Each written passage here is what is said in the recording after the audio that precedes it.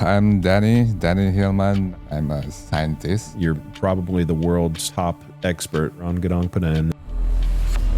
That means the chambers is already there, so it has been existed before the angle rise. Even if we don't have the carbon dating, it's easily to see that it's more than 10,000 years old. And the materials of that Kujang zone is not the same as rocks in Unit 3. Very clearly it's not a natural rock formation. Yeah, the shape of the statue also is showing it's very old because it's pre-Hindu. And it's clearly man-made structures. I think there is no doubt, there is no argument to see otherwise. Sunda land may be one of the ideal places for exploring the Atlantis. Do you know there's an investigation on your paper? I said, no. How do you feel when somebody from America who's never been to this site is calling you imaginative? What does that feel like? What the hell they are talking about? We already have decided that it will be retracted. So they have decided to retract it before they discuss it with us. It's always back to the comments by Matt Beall, the archaeologist. And has he ever been to Indonesia, do you know? No. And so you're 100% convinced that Unit 1, 2, and 3 are all man-made structures? Absolutely.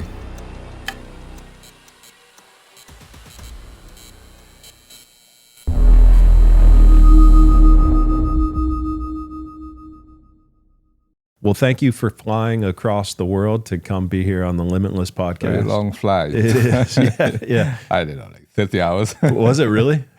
Including the stopping, 25 hours. Maybe. Wow. Yeah. Wow. Okay. Yeah. Well, thank you. I appreciate it. Appreciate Thank you very much. Yeah. Appreciate your time. Appreciate you being My here. pleasure. You've got an incredible story to tell. Why don't we start? So what we're going to do is we're going to introduce you. You're going to let us know who you are. We're going to talk a little bit about some of the ancient sites within Indonesia, and then we're going to get into Gunung Padang. I'm going to work on my pronunciation of that as the episode goes on, and then we'll talk about maybe your paper and a little bit of the drama regarding your paper. So it was you put out this scientific paper that explains your perspective on the site and Right. how old it is. You sent it to a publisher. It was peer reviewed. It was published. It was accepted. Yeah. And then Flint Dibble and a couple of his friends got a look at this paper and decided that they were going to put complaints in, and they complained to the publisher, and then ultimately the paper was retracted. It's not plainable though. I'm sorry? It's not plainable to complain to the publishers. Right. So we'll talk all about that. That's a big deal, and I know in addition to that, you're also going to be presenting at the Cosmic Summit this year, which is pretty exciting. I hope so. I would like to go there to the meeting. Yeah, for sure. Well, good. Well, introduce yourself if you could. Let us know who you are and what are your credentials. Yeah, I'm Danny Hilman Natawidjaja is my family name. I'm in West Java, Indonesia. I'm a scientist working for the it's called the Badan Riset dan Inovasi Nasional, the Agency for Research and Innovation of Indonesia. It's BRIN. It's the only government research institute, and I also usually supervise the PhD student in universities or my professors. My major is in geology. I specialize in earthquake. It's called the earthquake geology and paleoseismology. I got my PhD from Caltech. My master geology from University of Auckland. So I'm starting my career initiate the research in active faults in earthquake in Indonesia. I'm the very first one to introduce the earthquake science to Indonesia when in the 1990s. At that time, that people doesn't really know what's an earthquake. And also I introduced tsunami. At that time also people doesn't know what tsunami is, and they think I'm crazy. So I'm a bit accustomed to introducing something new to the people, and people like a bit rejecting it. And in the past decade, I'm interested in geoarchaeology, which I think is also important. And it's not really known to Indonesian people, even to the archaeological community, the application of the geology and geophysics to archaeology, which is I think is very important, and it's not being applied in Indonesia, and it's not really applied like all over the world. It's still in the frontier science, I think. So, yeah, that's about me, I think. Yeah. How long had you worked at the site of Gunung Padang? Yeah, I first starting working on Gunung Padang in 2011, like October. Okay. So at that time, I have a researching the active fault. One of the active fault in Indonesia, the major active fault is called Tsunami fault in West Java, and that active fault runs through near Gunung Padang. So I have a high resolution DAM, the digital elevation model, high resolution enough, like 5 meters. So at that time, I've been like looking at the Gunung Padang. It's like a peculiar morphology, a landscape, because it looks like very young. What I'm saying young is like thousands of years age, like tens of thousands years age maybe, compared to the surrounding very old rocks, tertiary volcanic rocks, which is like millions of years old. So I think why this hill looks very young. And the shape is very interesting, like a symmetric shape, it's very stand out.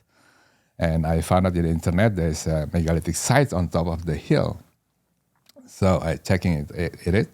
So that megalithic hill has been like discovered like very long time ago in the Dutch colonialism, it's the 1850s, and then by the geology. And then in 1917, I think, the Dutch archaeologist also has a note on this Gunung Padang as a megalithic site on top of the hill. And he said that it might be like an ancient cemetery. But after that, there is no research on that. It's just like forgotten. Until a local people in 1979 reported to the local government that there is something on top of the hill, like an archaeological site. So in 1980, the government, the archaeology began starting to study that hill.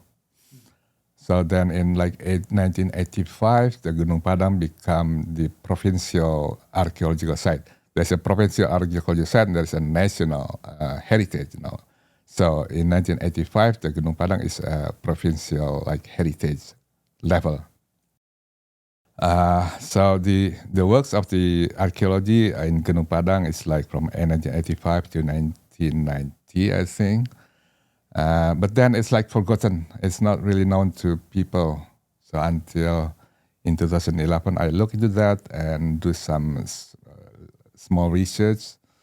And I also at that time, I tell my friend who is very close to the president at that time, Andi Arief is the special staff for the Susilo Bambang Yudhoyono president, that he, for the natural disasters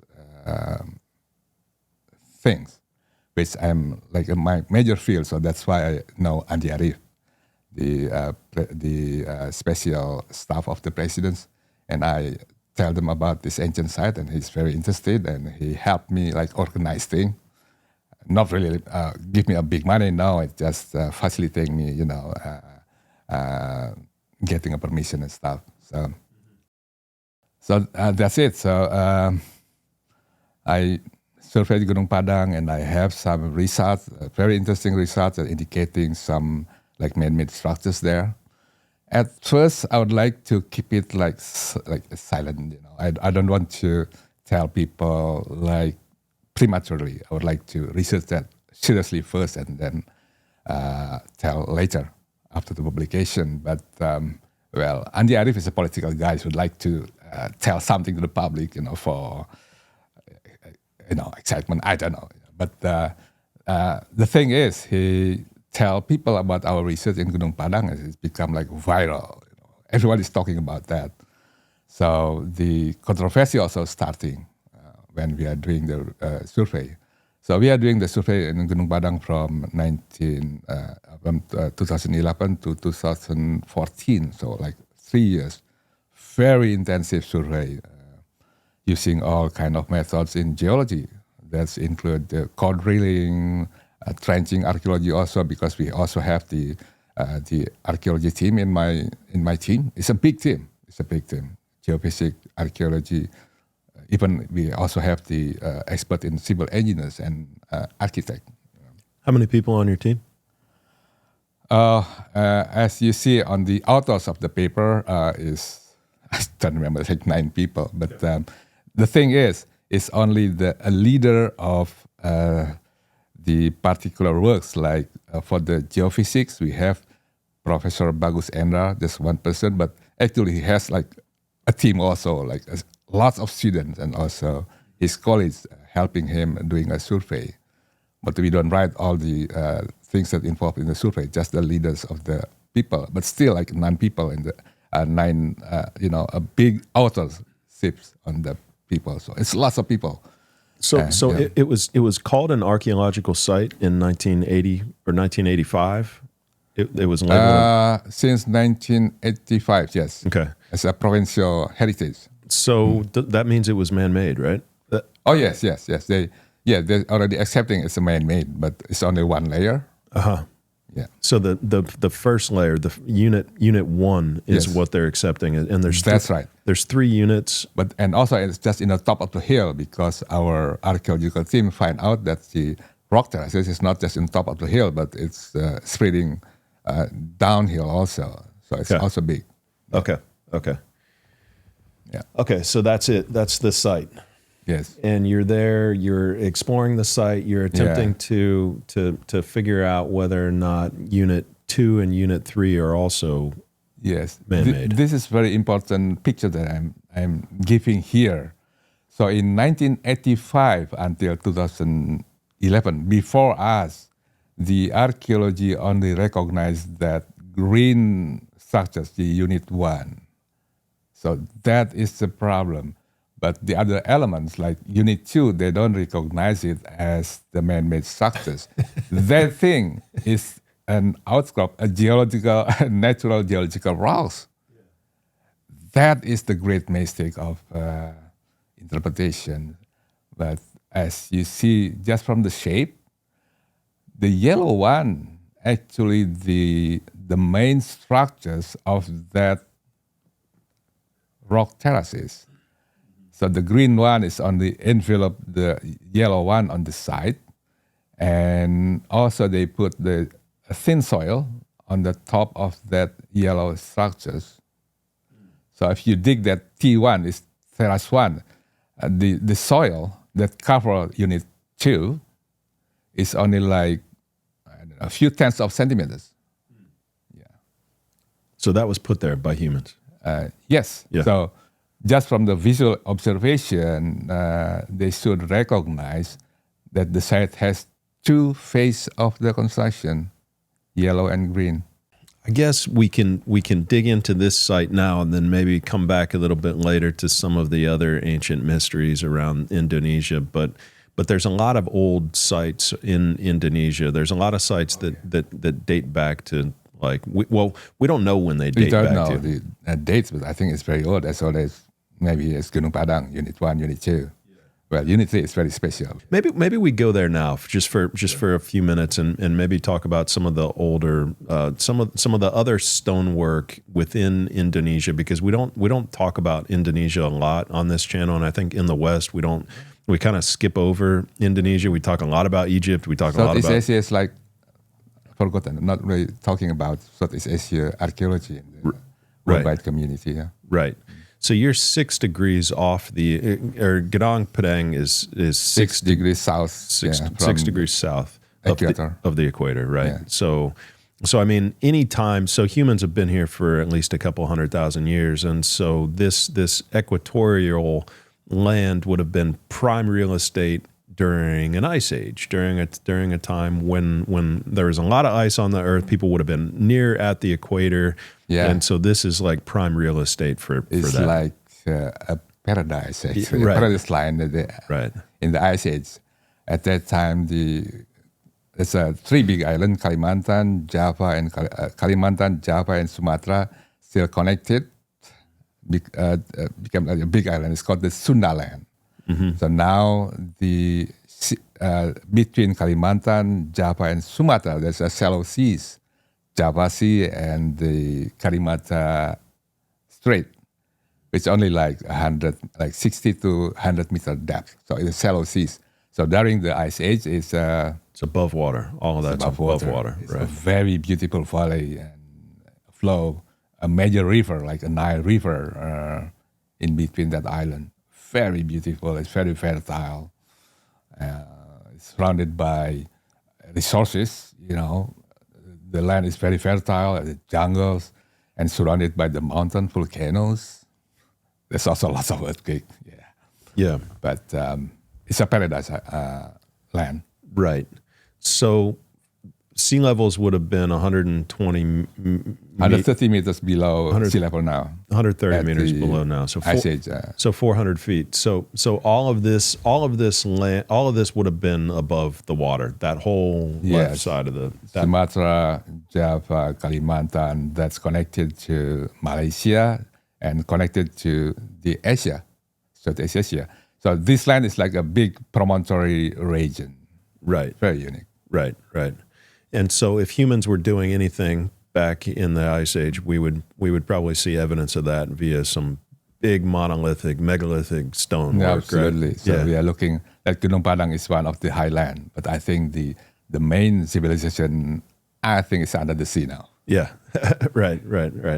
Yeah. Okay. So yeah, we're going to need some scuba gear to figure that out. But what we have right now is stuff that's above the water. And could you walk us through a couple? We do have the subwater too. Yeah, for sure. Yeah.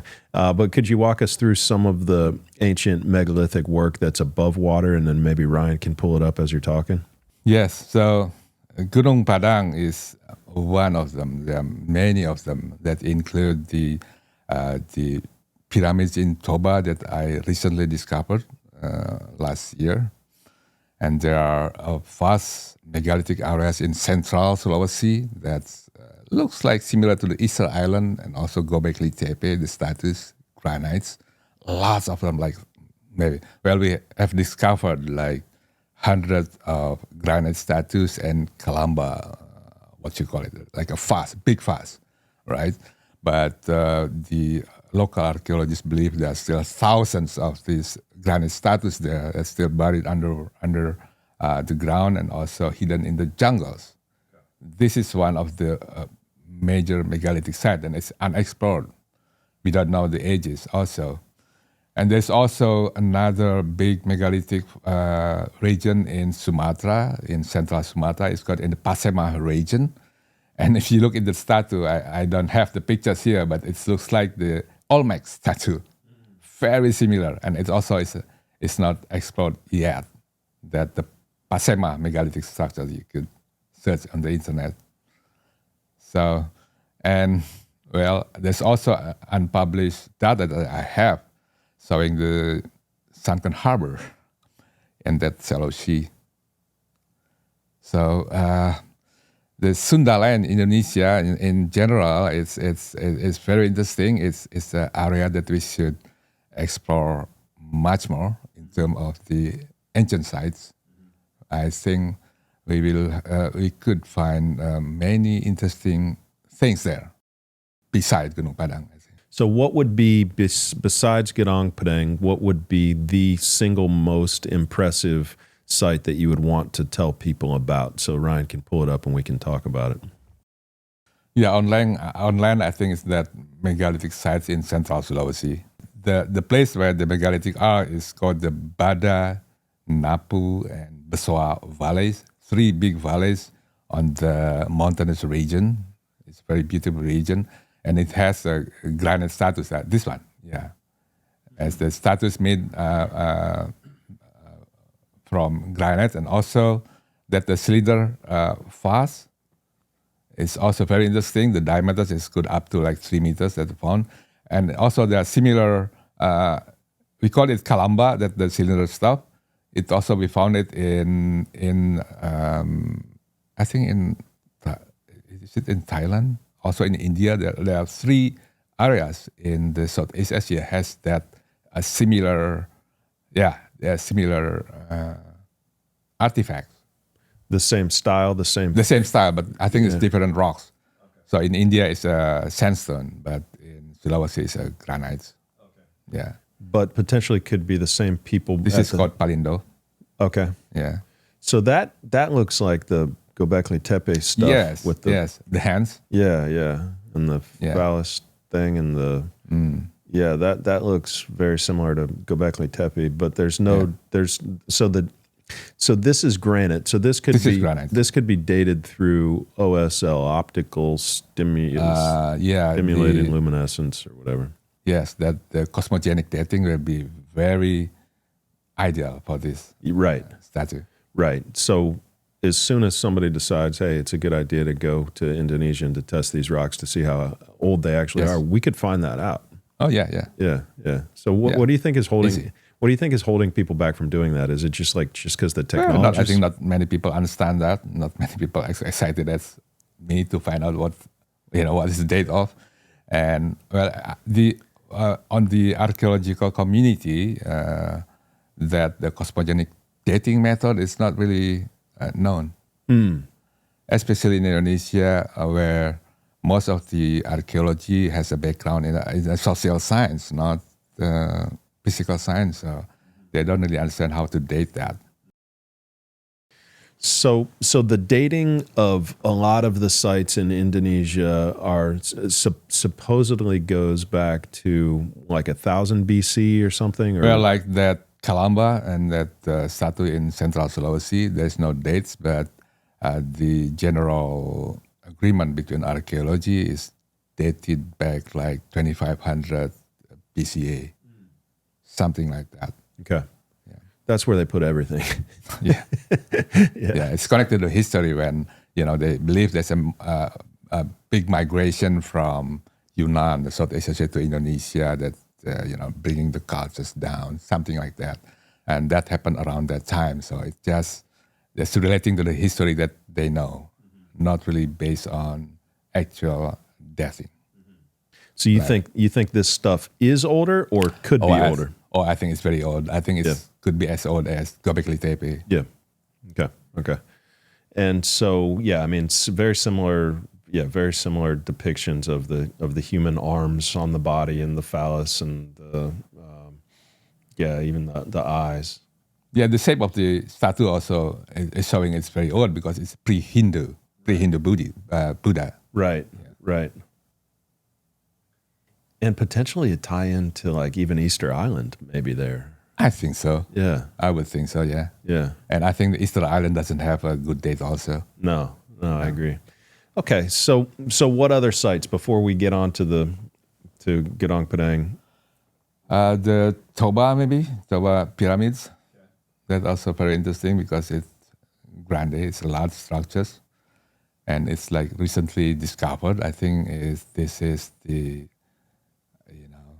very important finding in Indonesia since Independence Day, I think. But still the Indonesian government doesn't really put interest on that. But I need some fund and permission to continue research. Actually, I did some survey here. Primarily, conducting that electric tomography survey here, and also I have some samples to be dated, but I haven't do that because I don't have money to send the samples to Florida. Actually, oh really? Analytic, yeah. I'm still looking for some fund to do that. I think the age of these rock terraces would be similar to the Unit 1 of the Gunung Padang, I would guessing, like 3,000 to 4,000 BCE, but it is potential to have older layers beneath it, according to our survey. It is very amazing sites. It's large. There are 3 large structures like this. The largest one has the height of 120 meters from the bottom. And it's clearly man-made structures. I think there is no doubt. There is no argument to see otherwise. It's not known because at the first time, like you see here, it's like camouflage from the surrounding natures. So in geology, we call it like a triangular shape. A triangular shape is a natural one. It looks like it, but if you look very carefully, it's not a triangular shape at all. It's made by rock terraces. And it's close to the heritage site here, actually. It's close to the King Palace here in Toba, Sisingawangaraja King. So it's just in front of that, in the same valley. But it's very surprising that nobody noticed that until we found it. So that's also a very interesting site to be explored. So how many more structures are there that are still hidden underneath And the jungle? in between that pyramid, there are lots of megalithic structures. Yeah. It's like blending into the local villages. And the local villages just like, accepted as like, well, it's our heritage, it's ancient heritage. And if we ask them how old, well, we don't know, grandfather, great-grandfather is already there, But so if there's a study, if we mapping all these megalithic sites and also the pyramids, if we just like clearing all the trees, wow, it will be just like amazing megalithic areas. Right. And not just for science, but also for tourism. Right. Exactly. Very high potential, this one. Right. Yeah. Right. Yeah. So you're in favor of clearing the jungle and cleaning it up and restoring it and figuring out what's there. Yes, but I think the first step, we have to do the LiDAR before the clearing, so we know before we clearing it. Yeah. Right. LiDAR mapping. Yeah, it looks like it's in a beautiful part of Indonesia at a high spot that's like right by a lake that's like waterfront property, I mean, it's just perfect. It's beautiful. It's a beautiful location. It's makes total sense that there would be some ancient structure there that we've, just been ignoring for thousands of years. Right. Yeah. Anything else in Indonesia that jumps out? Yes, we have a data, underwater data showing the sunken harbor, which is very exciting. I'm still looking for, a research grant to do that, the ocean exploration. It's a sunken harbor. It's like 5 kilometers wide. It's really exciting. I would like to really know that really a sunken harbor. I mean, it's from the high resolution short bathymetry in Sunda Strait. Yeah, this is a sunken harbor. We haven't published it. We are still looking for, a fund to do the marine exploration here, just to find out. That's the blue one is the suspected sunken harbor. That is about 150 meters below the sea level. And the green one that's surrounding the blue is about 60 meters below the sea level now. If you look into that rectangular shape of that blue, and I have consulted with my friend has consulted with the harbor engineers, and they think that it's not natural at all. Me, geologist, also doesn't think that it's a natural phenomena. So it is very potential that it is a sunken harbor. So if you look into the depth, about 60 meter depth, that means this harbor should be as old as like 12,000 years ago. And do we have any images from underwater? Oh, yes. I have original data of that. And it's not just that. There are lots of many interesting things that come up from the underwater survey. We have this data. It's not we are exploring the sunken harbor because it's a plan to have a bridge between Java and Sumatra, crossing that area, the Sunda Strait. That's our plan that has been held, the ocean bridge. So that's why my friend, Gegar Prasetya, do this submarine mapping, the multi-beam swatch for that bridge. Okay. So a lot of underwater exploration to be done there, and potentially could find the remnants of an ancient. Yeah, and also there's another underwater data from the Gulf of Thailand after this, from the seismic 3D that's showing the irrigation system, like the irrigation system because it's rectangular. It's not the river flow, not the ancient river, but the irrigation system because it's a rectangular web of water tunnels, water, yeah. So it's showing on the 3D seismic in the Gulf of Thailand.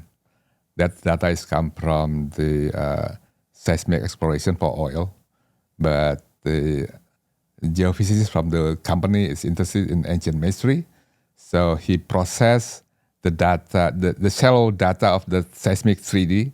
Like the shallow mean is from the bottom of the sea to like a few hundred meters down. In the oil exploration, it usually the data is been like disregarded, just thrown away because they don't need that. They need below it for the oil. So when they process that data, so it's showing that ancient irrigation system.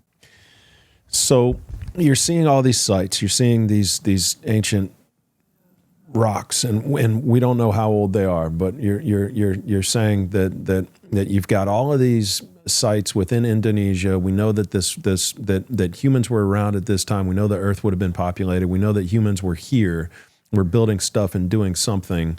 But it's frustrating because all of the quote unquote experts, the mainstream, the historians, the archaeologists are all saying this stuff is just, maybe 4,000 years old at the most, maybe 5,000 years old, a lot of the structures. And I think a lot of people are questioning that. All over the world, people are questioning that. And they're saying, hey, maybe this stuff is significantly older. And you're looking at these sites in Indonesia and saying the exact same thing, that these sites could be much, much older than what we actually think that they are. And there's a lot of other sites in addition to Gunung Padang that I think is just worth mentioning and worth pointing out, that if there was this civilization, or if we know that there were people there, whether they were civilized or not, they were I guess the question is, what were they doing? What were they building? What were they working with? What were they capable of? And so we see a lot of big megalithic structures around the world, and it's difficult to get a date on those things. It's difficult to really know for sure when they were built, but this is compelling evidence, though. So this is compelling evidence that our ancestors were capable of potentially more than what we give them credit for. And so I think with that, why don't we move into the site, you've written a paper on Gunung Padang, and you're probably the world's top expert on it, I would assume at this point. Thank you. Yep. You know it better than anybody. And why don't you start by maybe just walking us through the site itself and what you found there? What are the levels? What are the layers? What is clearly man-made? What are the mysteries? Can you walk us through that entire site? Okay, we'll try.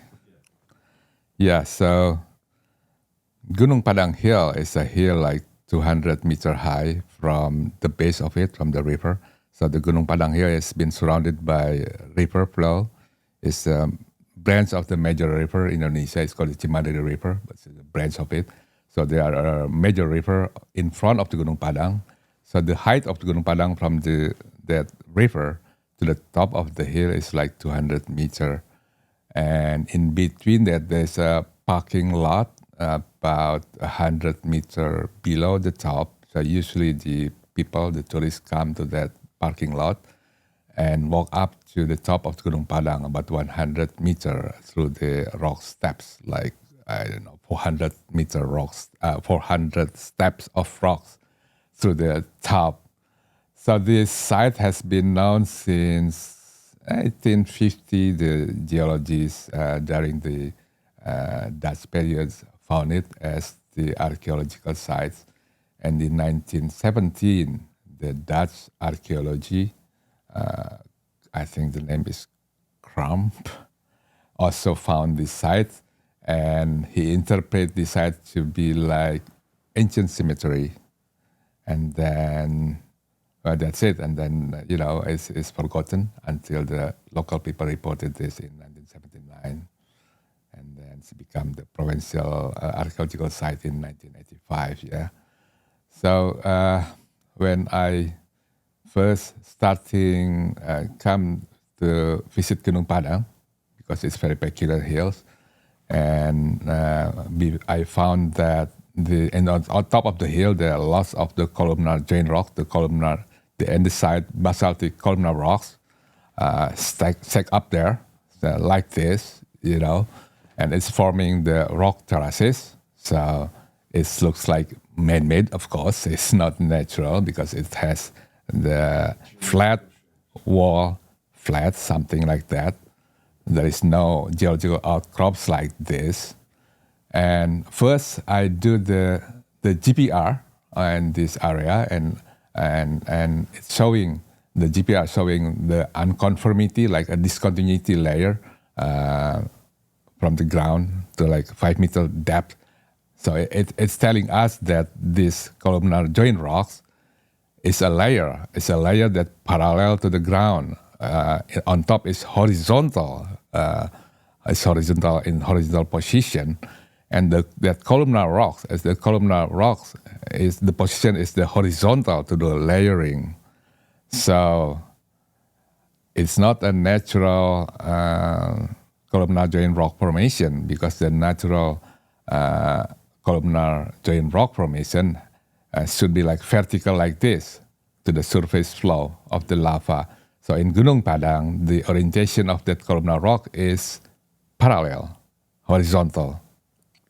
So just from that point of view, it is obvious it's not the natural rock formation, but it's very tightly stuck up very regularly, and also in between that columnar rocks, we have fillers that we identified as a mortars.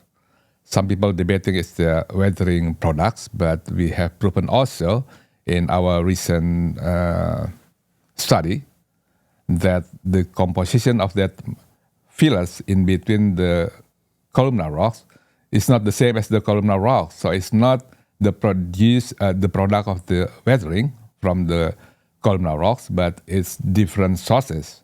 It comes from volcanic products like acidic volcanic products, altered rocks. So it's a fillers, it's a mortars as we interpret. So the unit 2 is very, very clearly it's not a natural rock formation. The archaeologist team in our team also is very convinced. I mean, there's no doubt it's a man-made structures. So I think that's the main thing in Gunung Padang. Before us, this unit 2 that is exposed, actually, we could still visually observe until today. It's not natural rocks. It's the construction layers. So just from the visual observation from the ground, we could identify 2 units. Unit 1, the youngest, and Unit 2. Unit 3 also exposed, actually. It's on the eastern slope, because there are the ancient landslides that expose the rocks. So Unit 3 also exposed, but now it's like hidden in the, it's vegetated, right? So on this chart, we have Unit 1, which is in green, and that's clearly man-made. Yeah, everybody accepted as the man-made structures, including all the archaeologists, yes. Right. Yeah. So that's been accepted. Everybody in the world agrees that that's man-made. But then Unit 2 has some geometrical shapes with the rocks. It has a rectangle, it looked like, in a square. The rocks that used to, the rock of the Unit 2 and Unit 1 is similar, the columnar rocks. But Unit 1, the columnar rock is fresher. In Unit 2, the columnar rock is like moderately weathered. I mean, it's older. And also, as you see here, the construction is more advanced than Unit 1. It has a mortar. It's more like regularly, tied. It's just like the construction, the modern construction, and there are lots of artifacts on it. It's no doubt, there's lots of like pegs. Also, we found lots of pegs to strengthening the structures. Huh. And it also has like the flat rocks. It's not the columnar, the flat rocks that put there to strengthen the rocks. So it's all of things that indicating the human structures. And also, we also found on the slope, on the west slope, between that columnar rocks, the other rocks, it's not columnar rocks, it's a boulders rocks, like a boulder, irregular rocks, but it's been arranged, put together with the orientation the same as the columnar rocks, in between the columnar joint rocks. It's not going to happen in the natural rock formation. So it's emphasizing more that this is a man-made structure. It's not a natural formation. Okay. So for sure, in your mind, human-made, and that's a part of Unit 2. Yes. And so the disagreement between science and your team out there, or I won't even call it science, but a few people within the mainstream, is they're saying Unit 1 is man-made, Unit 2 is not man-made. That's right. You're saying Unit 1 and Unit 2 are man-made. Yes. And are you also saying Unit 3 is also man-made? It's the same as Unit 2, but it's much more weathered. It has been extrapolation, so it's much more weathered. So like in terms of the degree of weathering, it should be much older than Unit 2. And well, Unit 3 also has lots of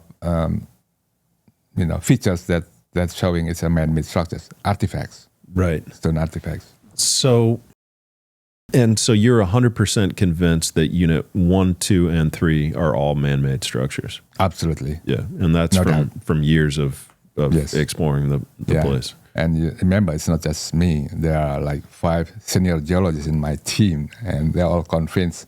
We also have archaeology team, and also convinced it's a man-made structures. So. And we have lots of evidence. Yeah. So walk me through your paper then. Yeah, what's the genesis of your paper? Yeah, so the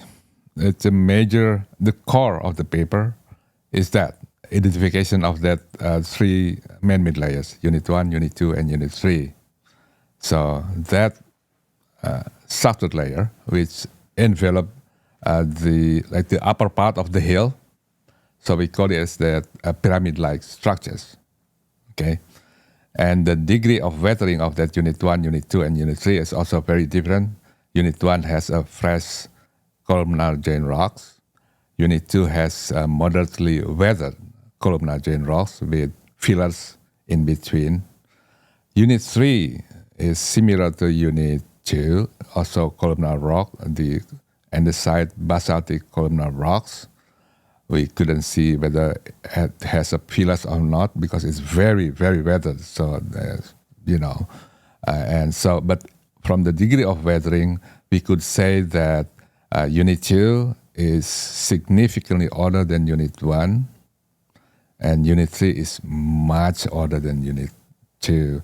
So even if we don't have the carbon dating, we could say that it should be several thousand, or even it's easily to see that it's more than 10,000 years old, based on my experience looking at the degree of weathering in this region. Yeah. Unit 2.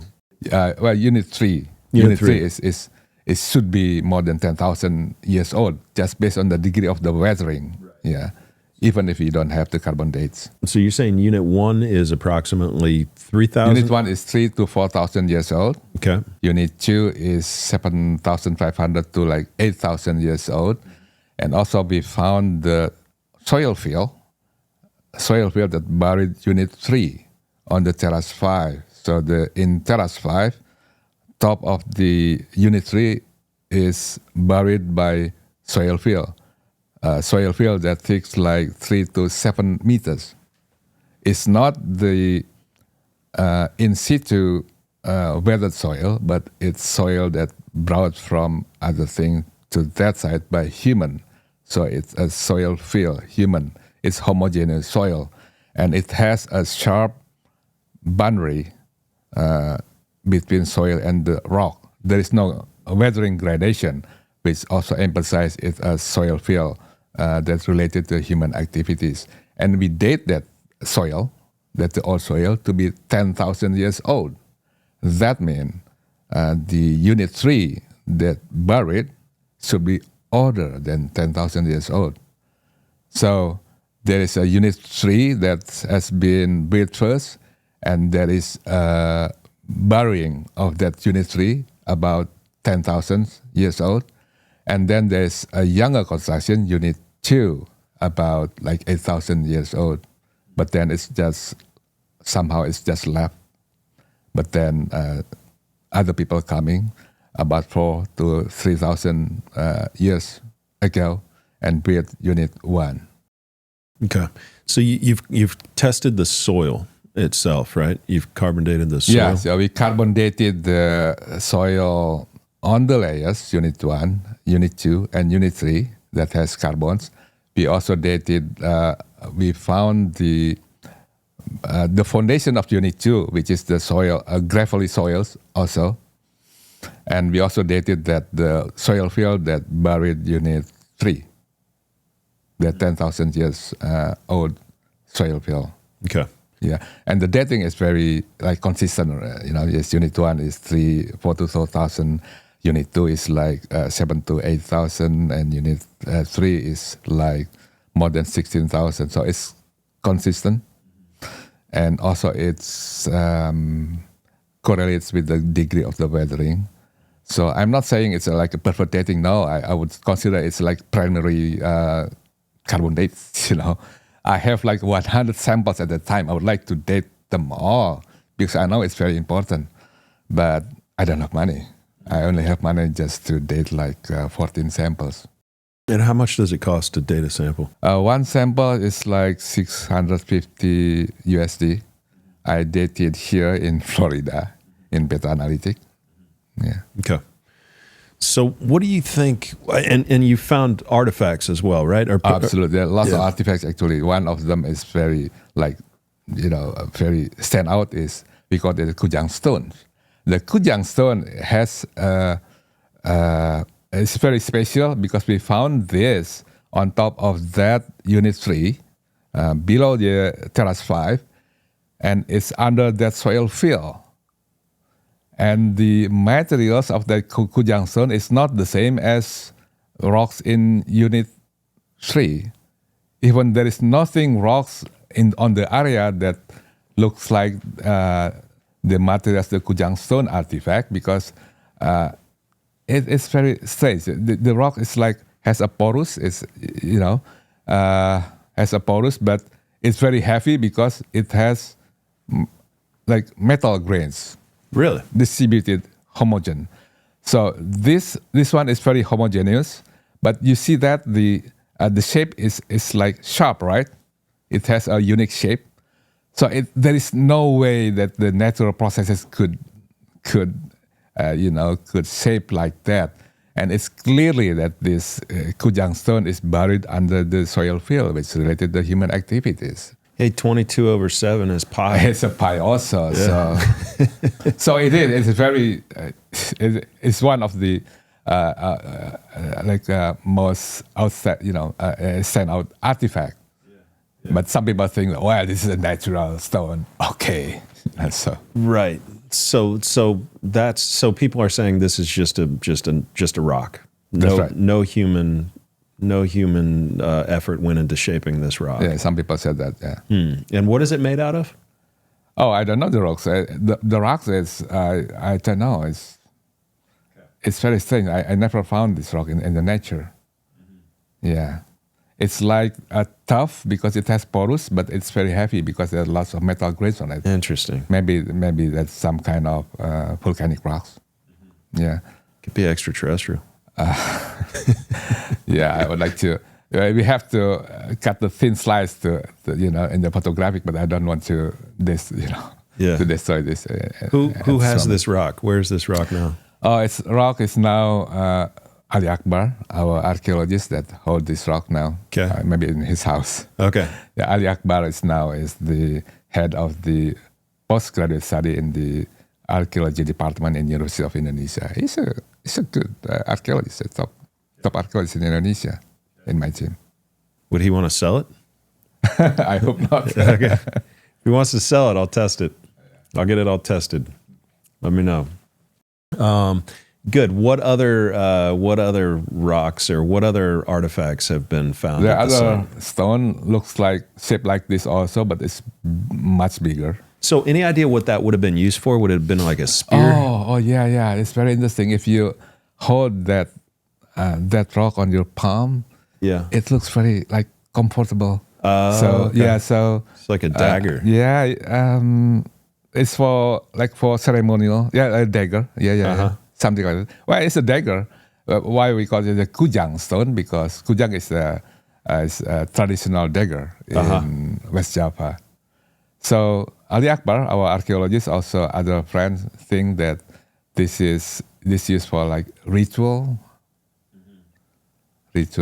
stuff. Human sacrifice. Yeah. Okay. Yeah, that's an interesting find for sure. And then there were others. There were others that were similar. Yeah. What else? The have you found? other bigger stone like this, but bigger, and also other things that has the small artifact with a clear sharp mark tools on it, which is clearly it's not natural. This one that when this is our recent paper showing that the fillers is mortars, it's not the product of the weathering. So it's also supporting that this unit 2 is a man-made structures. The fillers. Yeah, it's using mortars. So they were using mortar to fill in between unit 2. Wow. Okay. And but so that would be something that Flint and crew would disagree on, I'm sure, right? Would they say that or is that agreed upon, or is that not? I don't think they mentioned about it. Okay. About the mortars. They just haven't gotten in. They haven't Yeah. looked at it yet. I think what the Flint said that unit 2, that the regular arrangement of the rocks is produced of a long time of the erosion and sedimentation process, and the rock could rearrange themselves to be that. Wow. Why is it so difficult for that group of people to believe that humans were able to use their hands and move rocks and move dirt around? Like, why is it so challenging for people to accept that this is a man-made structure, do you think? And that people were capable of putting dirt between rocks in order to place them and to make them sturdy and stable? Like, why do you think there's such pushback to this being man-made? That's what I don't understand, because in science, the curiosity is like the core of science. We have to be curious about anything, including the unknown. So I don't understand why the archaeology is looking at that evidence is not curious about. Right. I mean, it's their main thing. It's not me, geologist, but they should be more curious than me. And so that's the mystery. Yeah, I think when people look into that, they should be curious about, and they should study further, either to confirm our finding or to reject it completely. But it has to be based on science, not just opinions, not just like and just dismissing outright. Right. What other proof does your paper offer that Unit 2 was man-made? Yeah, so beside the surface ground exposures, we also have trenching, the archaeological trenching. We have like 14 trenching that dig into 3 to 4 meters in general, but one of the trends dig into like 11 meters even, is the deepest one. So we know very sure the structures underground about that Unit 2, and also Unit 3, we expose that on our trends. And beside that, we have lots of geophysical survey.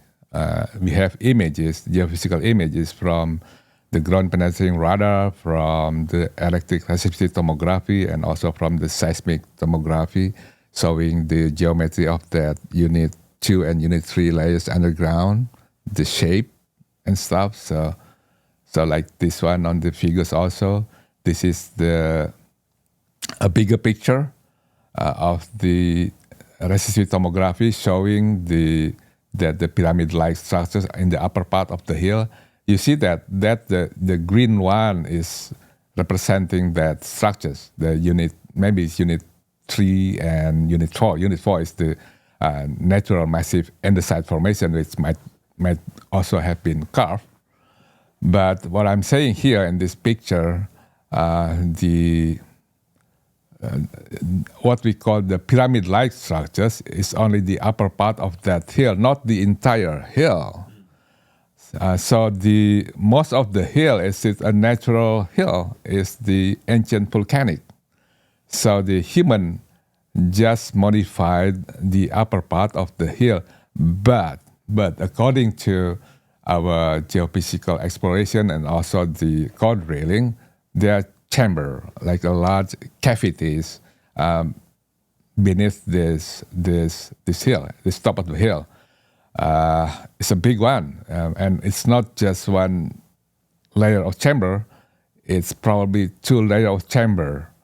So there's a shallow chamber and there's a deeper chamber. The deeper chamber is larger. So in this picture, the deeper chamber, which has a depth of like 50 to 60 meters from the top. So it's right in the center of that hill, which is very interesting. And on the image, it's showing that the cavity is not like rounded. It's not like a natural cave, but it's like rectangular shape.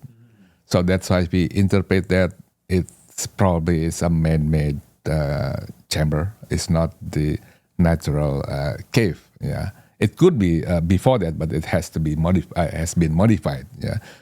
So yeah, that's it. So beside that, that the unit 1 and unit 2 and unit 3, there are chambers. Okay.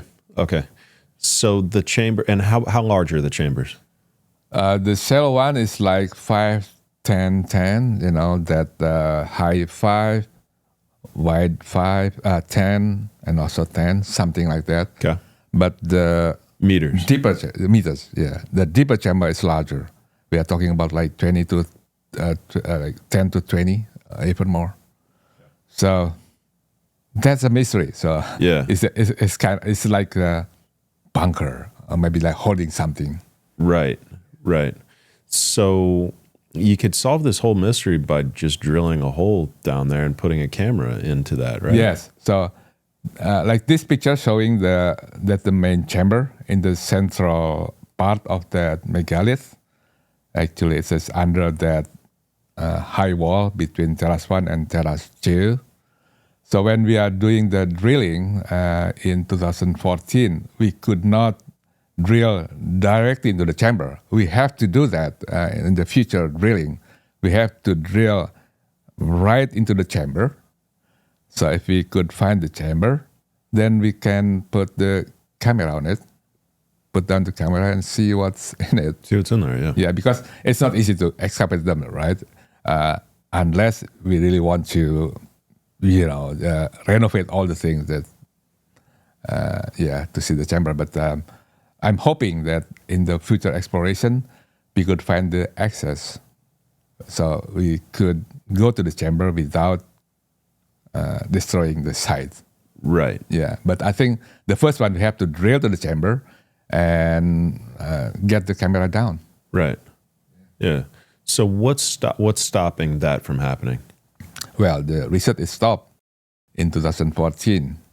The next government doesn't really interested in this study, but I think it's been like hard because the majority, well, maybe some of the senior archaeology doesn't really want to continue this research, just like against us.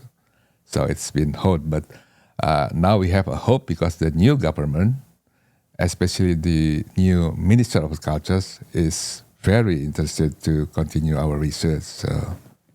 So I'm very happy. Why would the government not want to learn something? Why would they not want to find out what's down there? And if there's nothing going on, down there. That if there's nothing there, there's nothing there. What's the harm in trying? You have to ask our government. Yeah. But I think not many people have the interest in the ancient stuff, I think. So it has to be funded by the government?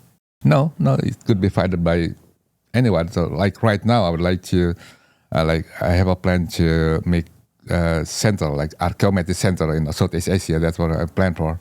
And we are looking for the independent funding from philanthropists for anyone, because I think it's not easy to get fund from the government.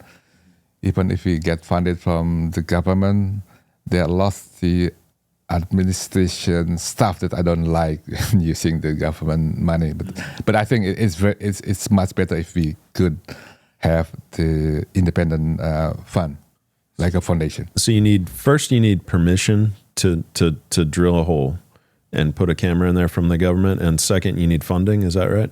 Yeah, the funding is separate. The funding is we need the funding. The permission is not. It's not difficult. Also, there's standard operation procedure to apply for the research permission. I'm working for the government. I'm working for the research, the government research institute. So it's not a big deal. I could do that. So if you had the funding, you could Yes. find out. So how much is it? What does it cost to drill a hole and to put a camera down in there and to find out what's in there? I don't think it's expensive. I think it's to drill the hole. I think we're talking about in rupiah. It could be like up to 1 million. That means it's about like 100,000 USD, maybe something like that. So you could get the whole project done if you had $100,000 worth of funding? Not the whole, but you mean drilling, right? Yeah. Yeah. I think for the entire operation, we do more detailed geophysical surveys. We do more dating stuff.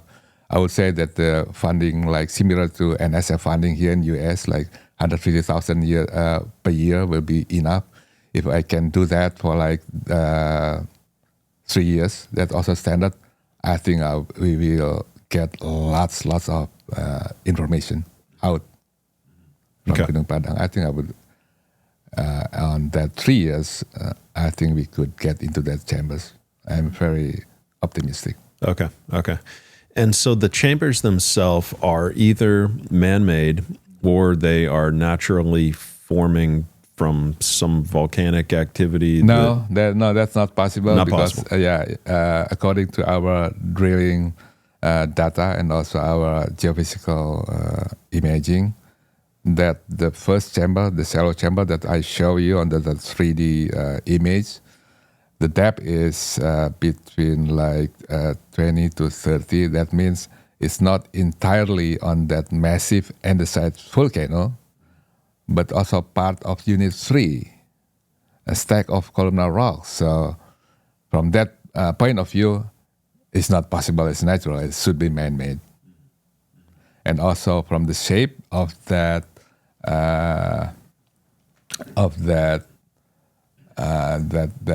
empty space, it's like rectangular. On this side, it's like a cave. Yes, I would agree. But on the other side, it's like more rectangular. And the position of that also, like in the center of that hill. So I would say that, and also we have another chamber, not here, but on the Terrace 5, and that is entirely on the Unit 3. So it's not the natural cavities. It should be man-made. But here, well, we will not be 100% sure that it's entirely man-made. I could say that it could be initially as a cave, but it has been modified by human. It has been occupied by human because it's part of the structures. If you have details of that, I think we see lots of indication of the human activities relating to the structures. Yeah. On that also, you see that the upper part, that the seismic tomography, you see that the two white band on that, that also potential the chamber, and that is stand on that the red one. The red one is a massive andesite. That one is a basaltic andesite massive. That's the natural rocks, but above that is all artificial. So that's what I'm saying, that at least there are chambers that is not that entirely man-made structures. So above that is artificial. Yes, yeah. So that's what the picture showing, telling us on the upper pictures. So the red one, beneath it, it's natural rock formation, but above it, about like 20 to 30 meters thick, is all artificial. And so what is the difference between the red and the blue? Is that's rock, is the andesite rock is red and the blue is soil? This is the seismic tomography. So this is telling us about the velocity of the seismic in the rocks. So the red one having a velocity of more than 3,000 meters per second. That means the rock is very solid, massive, like andesite basalt. But the blue one is telling us the seismic velocity on this media is low. So here is like a few hundred meters per second. And that looks like a wall. That the white one has a velocity like 200 meters per second, which means it's cavities. So that's how we recognize the chamber on the seismic tomography. So on the seismic tomography, the cavities can be identified by this the low velocity anomaly. So the cavities should have the seismic velocity around 200 to 14 meters per second, and it correlates with the anomaly that we saw in the electric resistive tomography. In the electric resistive tomography, the cavities is identified by very, very high resistivity bodies. We are talking about like tens of thousand ohm meters. So we have two independent methods, two independent technology identifying the same, that cavity chambers. So it's confirmed the chambers is there. Wow. And also we have a drilling. When we drill to the one of the chambers, we lose lots of the water circulation. When we drill, we have to have a water circulation, and the water circulation just get lost. It doesn't come back. And it has like more than 30,000 liters loss, and then we just stop the drilling because we don't want to flood the site. So that's an indication of there's a large cavities beneath it. Okay, so you're drilling. You're using water to drill down, and yes, that's water circulation. We need that. Yeah. Okay, but the water's getting stuck. The water just get lost. It doesn't come back. Right. So it's getting stuck within the chamber potentially, or within some. I think the water goes to the chambers, to the cavities. Some cavity, right? Yes. And it's filling up the. Yes. Okay. So you're molding up these chambers. You're creating this mold in these chambers. Yeah. So So after 30,000, and then we have to stop it. We don't want to flood it. Yeah. And that's in the top of the mountain. If there's just a fractures, the water should come up from inside from the slope, but it's not. It just disappeared. Wow. Okay. So so the water is staying down in there. So there's some cavity, there's some chamber, that's there's right. something down has there. To be. Yeah, has to be, right. Yeah. And so what do you think's down there? Chamber. Yeah, I know, but like what's in it? Well, from the geophysical images, it looks like the chambers is connected to other chambers by like tunnel. Okay. I could even show the indication of like the tunnel goes into the chamber from east slope. So that's I would like to find out. We have to have like a more comprehensive excavation, like a systematic excavation. I don't know whether that we have to enter the tunnel from Unit 2 or Unit 3, so that's why we have to find that out. We have to do a comprehensive archaeological trenching in the future, right? And to do that, yes, we need a special permission. I think we have to operate the study not in terms for the exploration, but for reconstruction of the site. So that's how we will be permitted to do excavations without have to fill it back. So in the study stage, in the exploration stage, after we dig the site, we have to fill it back, to close it. That's the regulation. But if we enter the restoration phase, then we could, the government will allow us to dig and just keep it open because for the restoration, right? Mm-hmm. Yeah. Right. So we'll dig into a couple of the topics a little bit deeper. So the carbon dating, maybe to start out. So why is it that the why are you so convinced that the carbon dating results are accurate? And why is there disagreement or misunderstanding from these so-called experts who came in and contested the carbon dating? Yeah, the carbon dating is like my everyday life as the paleoseismologist. I do that like every day for the paleoseismologist trenching to date the layers that connected to the earthquake occurrence in the past, paleoseismal sites. So I'm not new to the carbon dating. Principally, the carbon dates in paleoseismology is dated the sedimentary layers associated with the dated materials. So for the archaeology stuff, the carbon dating has to be taken from the structures itself. So then it will be a connection between the dated carbons and the structures.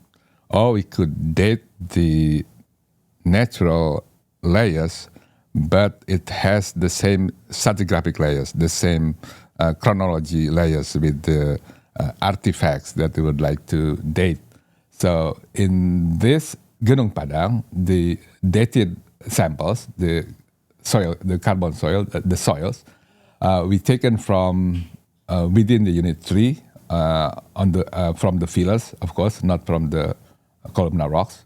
Unit 2 also. And also we dated the soils from that gravelly soils on the base of the Unit 2. We also date the soil fill that buried Unit 3 in Terrace 5. So the carbon dates here, it's closely related to the construction layers that we name it as Unit 3, Unit 2, and Unit 1. So basically, the assumption is that the carbons remain from the organism activities during the construction and after the construction is abandoned. As we know now, after the construction is abandoned, then the site will be occupied by lots of trees, roots, grass, and stuff. Also, maybe animals. So, this all the bioorganisms. When they die, they will leave that carbon materials on the soils. So that carbon set what we dated. Okay, and so you feel like that is conclusive. I think the result is consistent. It means that the radiocarbon dates of the younger layers, the oldest layers is consistent, not like random distribution of the carbons. And the age of the carbon dates is correlated also with the degree of the weathering of the units. So I think it's not like perfect dating, not the excellent dating. We know that because I think we have to date much more samples. I would think like 100 samples if we have money to do that, but we only have like 14 samples. But I think it's not bad. I mean, the ages, I would say, I believe it's not, it's good enough. And we know that from the uncertainties of dates, it's not precise. Like Unit 1 is between 3,000 to 4,000 years old. Unit 3 is from, what is Unit 2? It's 500 to 8,000, so like 500 years. And Unit 3 is like the lowest resolution because the result of the carbon dates, it ranges between 16,000 to like 27 years old. 27,000. 27,000 years old. So the range of uncertainty is like great. So we don't know the actual age of that layer. This could be 16, could be 20, could be 25, who knows. But when we look into these pictures, we think that most of the carbon will come from the roots, the trees that reoccupied the sites after the site is abandoned. So it is very likely that the carbon dates that we date, that the result of the carbon date could be younger than the actual ages. That's what usually happens in my experience because of that, also the contamination of the younger carbons usually, not the older, but the younger. So the age become younger than the actual ages. Okay. So how old do you think the oldest part of the site is? That's, usually I would just saying that it should be older than 10,000 years old because it's under the soil field that ages 10,000, and the carbon date says that it's 16,000 or older. So that's what we could say, that it's 16,000 or older for now. Okay. And we are clearly saying in the paper that we need further more comprehensive dating to really have a really good date because it's very important. That's what I'm saying. So we are not saying that this is it's already excellent date. No. I think we need much more analysis on that to have better carbon dates. Okay. So then the 25 to 27,000 year age that's the oldest age, that the oldest range of age, so from 16,000 to 27,000. That's the range of ages. Okay. Gosh, I mean, I just don't see why that's such a stretch for people to wrap their heads around when you've got Göbekli Tepe that's 12,000 years old. Göbekli Tepe is 11,600. 11,600, yeah. Yeah, 11,600. Yeah. So it's not that far. No, it's not. It's not really at all.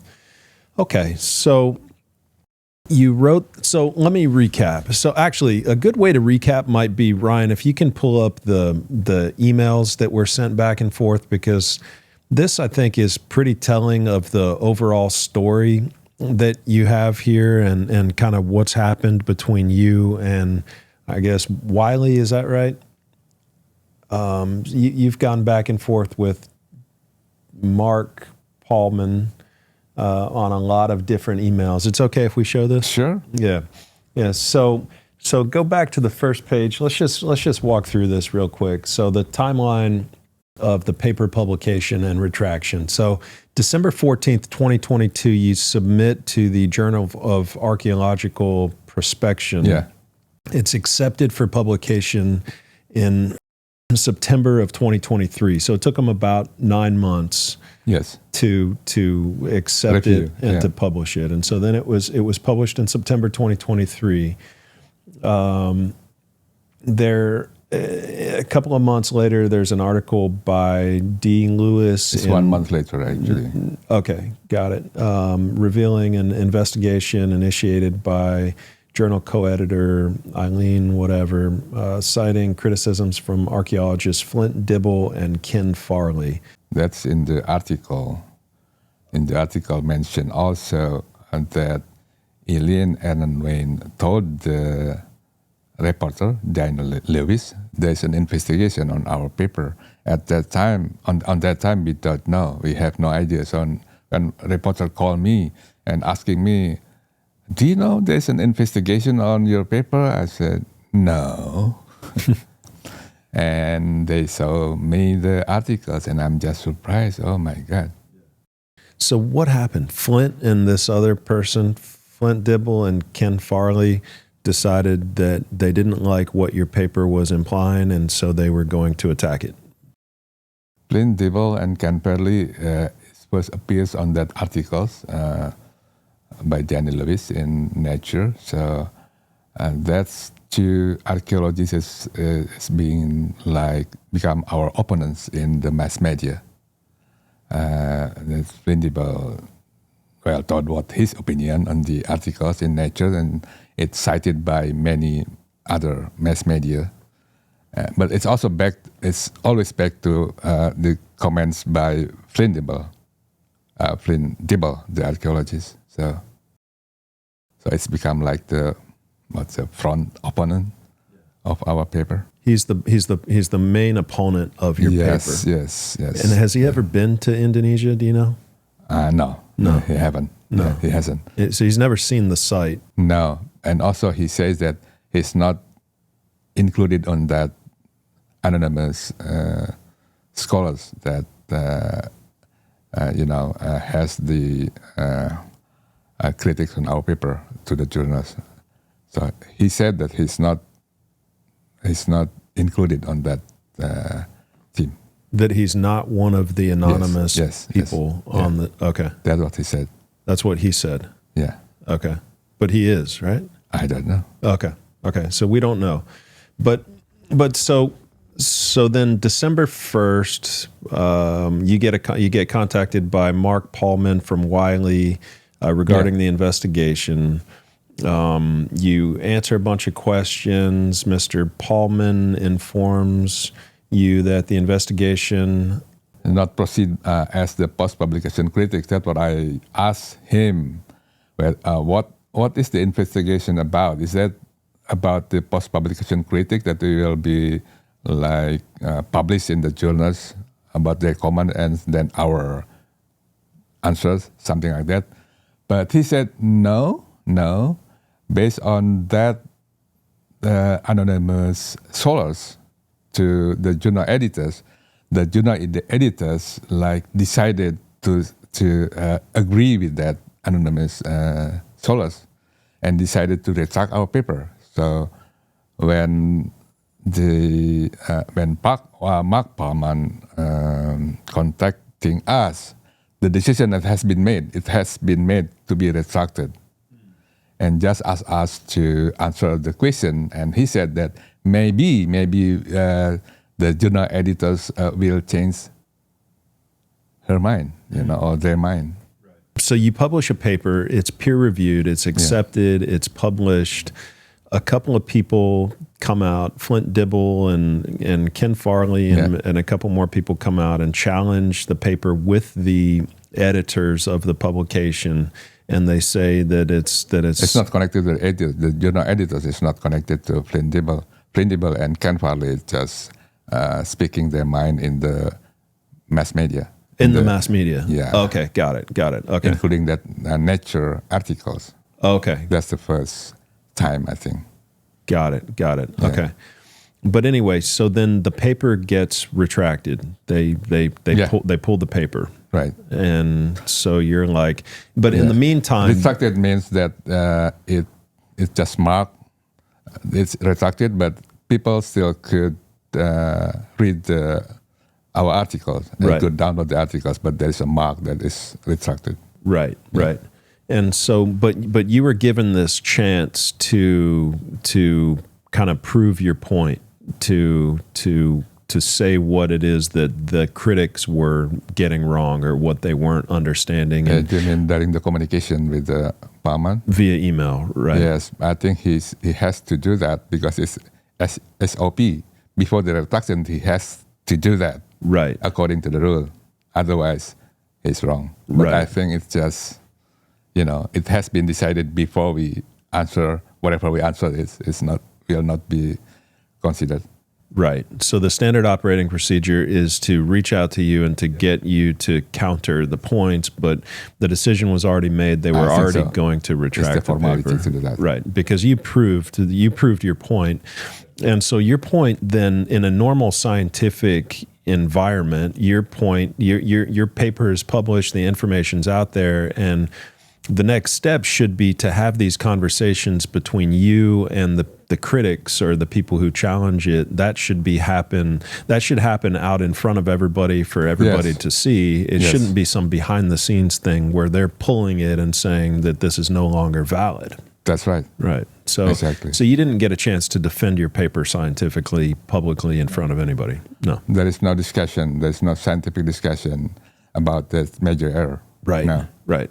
So this sounds like it's and there's this conspiracy of that people have is a lot of conspiracies are based on truth, but that there are a small number of people that are attempting to control a narrative of human history, and that they're attempting to tell this story that humans weren't capable of anything prior to 2500 BC, and that they weren't building anything, and that there was no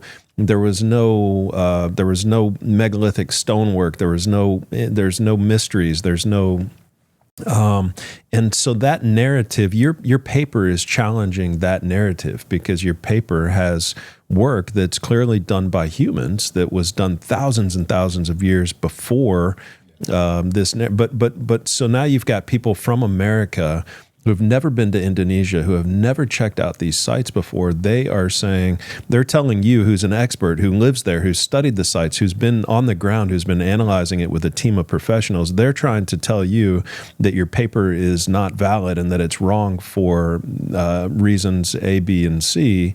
Right.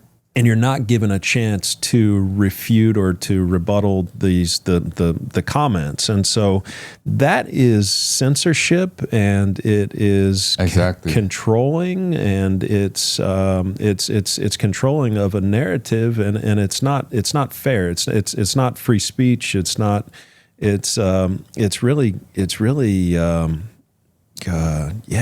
against academic science, actually, right? Because it's pseudoscience. It's prohibited science advances. It's pseudoscience. Yeah, it is pseudoscience. That's exactly what it is. And so these people who get so upset, they get so angry with other people, and they call them names and they label them. It's usually just those names and those labels and those attacks are usually how they feel about themselves on the inside. So when they're feeling like a pseudoscientist because they're going out there and silencing people like you and attacking people like you, and they're labeling people like you as pseudoscientists and pseudo-archaeologists or whatever they call people, they're really doing that because of how they really feel about themselves on the inside, and they do that to a lot of people. They do that to Graham Hancock. They do that to a lot of people that have any ideas that are outside of this narrative that they're attempting to create and to hold on to, and they feel as if when this narrative is challenged, that they themselves are being challenged, and that they're losing kind of control of this story that they're teaching to kids in schools, and that they're defining themselves through. And so it's ego. It's all just ego. Like they can't just have a conversation with you and say, hey, look, this is what we think. We're not totally sure. We're open to other possibilities, but this is what we think. That's not how this is happening. How this is happening is you're wrong and we're right, and we are in a position of authority, so we're going to silence you. That's really what they've done to you in this case, and it's really sad, really and truly. So getting your voice out there is is critical. So again, I'm super excited that you've chosen to come on the show and share your story and the situation. But yeah, there's this is just one example of somebody like a Flint Dibble who is attempting to silence people and silence research that's happening in places that he's not familiar with, that he's not an expert on, that he's never stepped foot into, he doesn't understand, but he knows that it doesn't fit into his belief system. And so he's going to hold tight to his belief system. So let's look at these emails. There's the beauty. Let's look at these emails of you going back and forth after you've been notified that your paper is being challenged. Okay. So these are some long emails, but this one is from Mark Paulman. That's the first email. First email. First email. Yeah. Okay. So I'm with Wiley's Integrity Assurance and Case Resolution Office. We're contacting you and your co-authors because of concerns that have been raised by third parties relating to data and analysis in your article entitled Geoarchaeological Prospecting of Gunung Padang, Buried Prehistoric Pyramid in West Java, Indonesia. And so concerns were raised by third parties. We're not going to tell you who the third parties are, but here is a summary of what they're saying. And they're saying that the radiocarbon dates, the visual observations are considered by experts as imaginative and conjectural. So it's hilarious. Right. So what is that? How do you feel when somebody from America who's never been to this site is calling you imaginative? What does that feel like? What the hell they are talking about? Right. Pretty much, right? So they're calling you imaginative and conjectural, and that the radiocarbon date is misappropriated. So the radiocarbon dating must be wrong because we know that nothing has ever that humans weren't capable of doing this in prehistory. The sample contains no associated cultural materials, no archaeological artifacts of anything connecting them to humans, and so they only date the natural materials that make up the soils. So, thoughts there? Right. So, what do you think about that statement? Well, that's a blunt accusation. It's disregarding all the facts, all the analysis, all the things that we say in the paper. Well, it's obvious. I mean, it's just a blunt opinion. It's very unrespectful. It's not very not scientific. There is no real evidence. There is no sufficient explanation whatsoever. It's just saying we are wrong. Right. We are wrong. There's a major error, and they don't really have to explain what is a major error, actually. Right. Okay, so they're saying that we request from you detailed comments on these concerns, and they want them by December 12th. So go to the next one, Ryan. Yeah.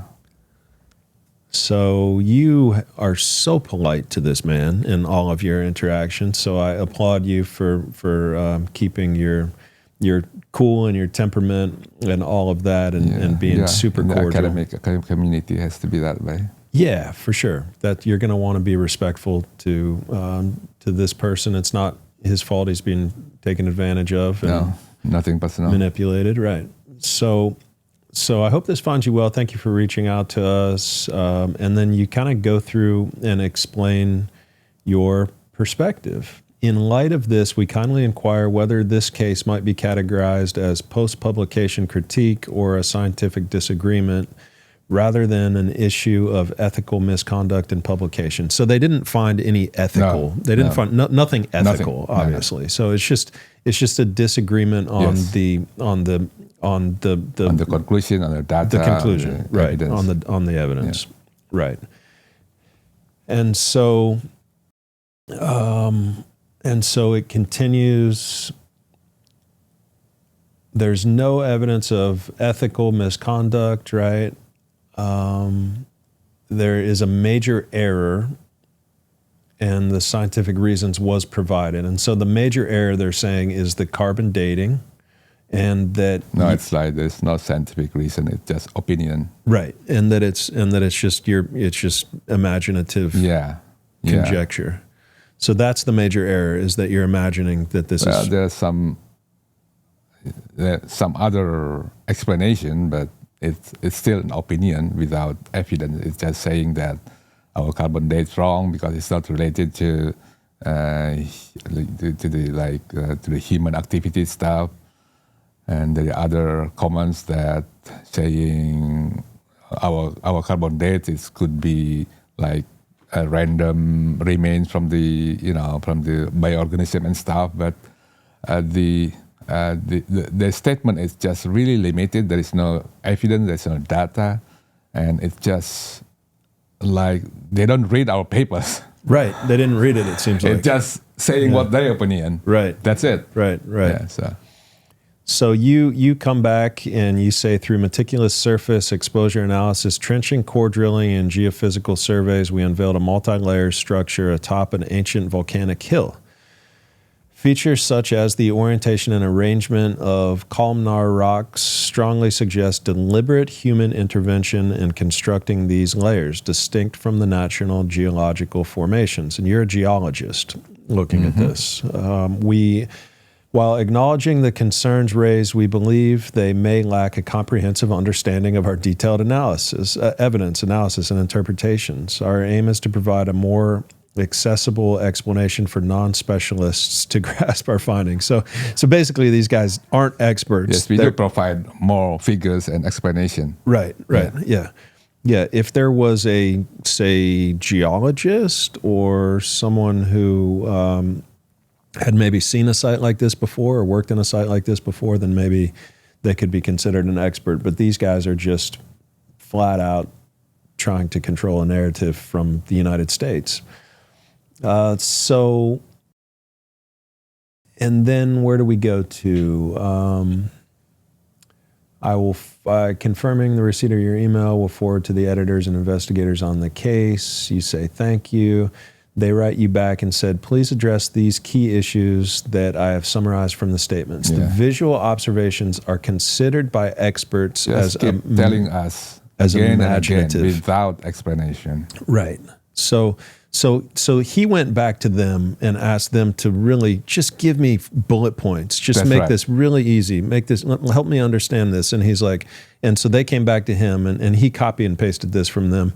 The visual observations are considered by experts as imaginative and conjectural. The radiocarbon dates are considered to be misappropriated. The soil samples contain no associated cultural materials, no archaeological artifacts of anything connecting them to humans, and so they only date the natural materials that make up the soils.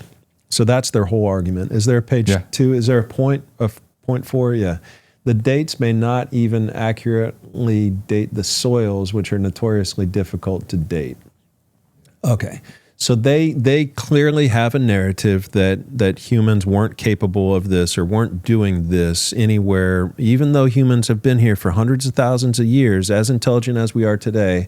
They've got it in their minds that humans weren't capable of this. And so they're saying that you're using your imagination and you're just speculating, and that this isn't science because you're just speculating, that this is just a geological coincidence, that all of these stones and all of this material between the stones that was used as mortar, it naturally formed there without humans doing any of this. Right. Yeah, that's what they're telling us. Right. And so your point is, well, let's talk about this. Let's get this out into the public, and like, okay, here's the paper. That's what this paper is supposed to do. It's supposed to provoke thought, and it's supposed to allow people from all sides, including the critics, to voice their concerns after it's been peer-reviewed and accepted. Yes. The critics can come in and from the outside and express their concerns, and we can talk about it. That's how debate. Science advances. Right. This is how science advances. But to have the critics come in, Flint and his friends come in and have the whole thing pulled and just completely yanked from people's ability to like take it seriously. I know you can still read it, but people's ability to take it seriously as a scientific paper, that's censorship, and that's not right. Science. That's pseudoscience. No. That's really bad for advancing our understanding of what our ancient ancestors were capable of. Yeah. So that's frustrating, man. I am feeling your frustration. Thank you. Yeah. That's you've been dealing with this for a long time. Yeah. So okay, so you go back at him then, and you explain the visual observations and that they were meticulously conducted by a diverse multidisciplinary team consisting of geologists, petrologists, geophysicists, archaeologists, architects, geographers, and civil engineers. You go through and explain this in painstaking detail again. Yes. Again, you've already done because it just our explanation is just they don't hear it. It's right. Repeating the major error again and again without further explanation. Right. So I have to explain it again and again. Right. Which is already in the paper. It's in the paper. It's all in the paper. Sure. Yeah. So that's frustrating. And then it comes back, and so you go into detail, 3 pages long of detail, and then he says, we appreciate your response. I'll forward it to the editors and be in touch. So he's like, I'm over this pretty much. And he's like, it's already closed, is kind of what he's saying. And then you... Yeah, I think like on that section, it's just like close this discussion, but we just want to give them more like a complete explanation. I just make additional information and figures to him, right? For the final, our final answer, just to make sure that we have explained everything to them. So we know from the start that we end up with the retraction, whatever we say, but we want to make sure that we have explained everything to them. Right. Okay. So he comes back and says I've attached the detailed comments from our 4 experts, and you still don't know who these 4 experts are for sure. One of them's Flint, obviously, right? One of them's... I don't know. Yeah, it's got to be. And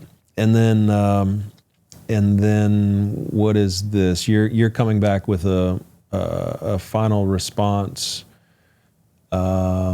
regarding our 4 experts who raised concerns encompassing archaeology, geology, blah, blah, blah. Would you provide clarity on which experts corresponds to A, B, C, D? Yeah. Understanding their backgrounds and expertise. Right. Yeah. Why are these people actually experts? The people who just got my paper retracted, who are they? What's their background? Why are they experts? Right. Additionally, could their identities be disclosed to facilitate a more informed understanding of their perspectives? Right. Maybe you could even talk to them. I mean, maybe that would help. I think that's on that letter, on that email, he said that, this is not about the post-publication critic. We already have decided that it will be retracted. It failed under that retraction procedure from the beginning. That's what he said. Which is weird. So they have decided to retract it before they discuss it with us. So right. And then it was leaked to... Another disconcerting aspect is the premature leak of this investigation to the public via an article in Nature by Deani Lewis from November 28th, 2023. To provide an effective and substantiated response, we humbly request detailed information outlining the specific concerns raised by the third-party experts or the precise findings on major scientific errors put forth by the co-editors. Okay, so you guys go back and forth right up until the date of the retraction, and you're saying the same thing, they're saying the same thing, and at the end of the day, they're like, "This is retracted." Yes. And it's an end of story. No, it doesn't. Your arguments are. We wanted to hear your arguments, but they don't really matter. We're going to retract it anyway. That's right. And so what's going through your mind at this point? Disbelief. I know that it's disbelief that like shocked that this kind of thing that could happen in scientific world, in academic, and people who do that is one of the top journals. Really, is the respective scientific publishers. So how they allow this censorship to happen? There are a major media for scientific advances, but they also doing censorship to prevent science to advance. Right. So it's shocking. It's very it's extraordinary. It's never happened. Maybe. What? So what was the story about getting that this got leaked to the media? What happened there? Well, that's also the mystery to me, is that it's like unintentionally, just the reporters asking, and just unintentionally spoken by that journal editors, Aaron Wayne, or there's an intention, purpose to be leaked before the investigation began. So worldwide has been talk about this investigation, this major error in our paper before the investigation finished, right? So, so it's like supporting the pressure in that investigation to us, because all the the experts just like pointing us that you are wrong. So what is going to prove that you're right about this? I mean, drilling down into that Unit 3, I guess, right? I mean, well, I would say that if our article is still the proof that we are doing right, there's no major error in the paper. Yeah. Of course, there are always weakness in the science, because we are limited by the fund, we are limited by the time. So it always need further exploration. Yeah. So like right now, I would really hope that we could do, further studies, so then we could prove further that what we have been discovered is true, and we could find much more information about these interesting sites, including the chamber, for example. That our big hope to find something on the chambers that might tell us about that lost history. Right. Yeah, it's interesting with the chamber and potentially tunnels connecting the chambers. I mean, you see that all over the world, really. I mean, you see it on the Giza Plateau. That's right. There's chambers and lots of tunnel on it. Right, yeah. Right. And also water. Right. The Gunung Padang also has a big water reservoir, or water aquifer, just right beneath the sites, which is very interesting. How far beneath the chambers is the aquifer? From the top, the aquifer is it's more than 70 meters. The chambers is from 30 to 60 meters. Okay. So a few tens meters below the chambers. So the chambers could potentially bump right up to the aquifer. Yeah. Wow. Sure. So that's the same thing that you see in Derinkuyu in Turkey, where you've got this underground city and there's an aquifer below it, and they're I don't know that. Yeah, they're tapping into the ancient people were tapping into the water supply below, and they had ventilation. Yeah, the water in Gunung Padang is very good water. Right. It's an energetic water. So that's drinkable. Yeah. Absolutely. Yeah. I always drink that water because there's a leak water from that chamber to the outside. Okay. That people consider that as a sacred water. Okay. So we usually drink that before we going up. Right.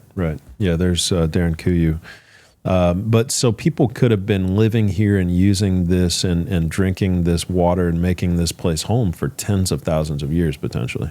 Yeah, could be. Yeah. I mean, who knows? But this is why we need to research the site, right? Sure. And to learn about it. Yeah. There's just underground tunnels that I think people knew about in the region of in the Sacred Valley in Sacsayhuaman that were just recently made public, and That's a and discovered. tunnel. That's very interesting. It's super interesting. Yeah. I mean, I was there in November, and you see little caves and little entrances, and it's like, well, where does that go? Where does that go? So the locals knew about this and have known about this for probably hundreds of years. But yeah, it's just finally announced that this exists. But it's a similar type of a thing. It's like, when did all of these underground caves and tunnels and chambers, when were they built? When did people need to move underground? And potentially, we talked a little bit about catastrophes and Younger Dryas last night at dinner. Do you think that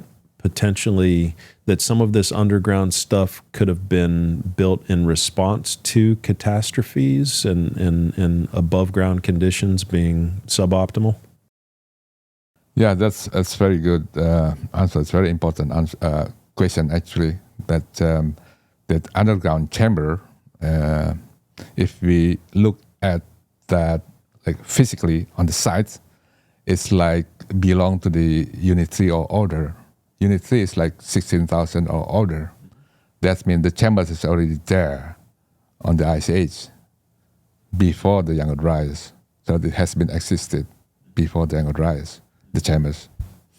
So I would say that it's not used for hiding from the catastrophe in this case, but it's used for something else. So my impression of this, I think it's very potential. There's a very valuable stuff on the chambers that come from very ancient, like the people from before the catastrophe, before the Younger Dryas, still, it has considered that as more ancient because it's 16,000 older, right? So it has been there, and then perhaps the catastrophe occurred, the apocalypse, at the end of the Younger Dryas, and then the Unit 3 construction is abandoned for a very long time. And then people come again after the catastrophe, about 10,000 years ago, to Gunung Padang and build that Unit 2 structures. Yeah, so to me, the chambers is not connected to Unit 2, that after the Younger Dryas, but connected to the civilization before the Younger Dryas. So it's more ancient. Gotcha. That makes sense. Okay. Yeah. So what are kind of next steps then, in terms of like, what do you hope to accomplish next? What's your plans for 2025? Yeah. So we have a good sign from the new government, especially from the new Minister of Cultures, Fadli Zon, that he would like to continue research in Gunung Padang. So if that happened, I was hoping that this year would happen. So I will go back to Gunung Padang and start the research again. So I would think that we will maybe we do some more geophysical stuff, especially the seismic tomography, but the 3D seismic tomography that they haven't done yet, to pinpoint, to image more precise about that construction, the underground construction, and the chambers also, more precisely, the depth and the shape, the size. And I think we will do the drilling. Last time we have the core drilling, but it's like an old core drilling. It's not that good. So it's not very easy to drill that very hard rocks. And we couldn't drill like from the site.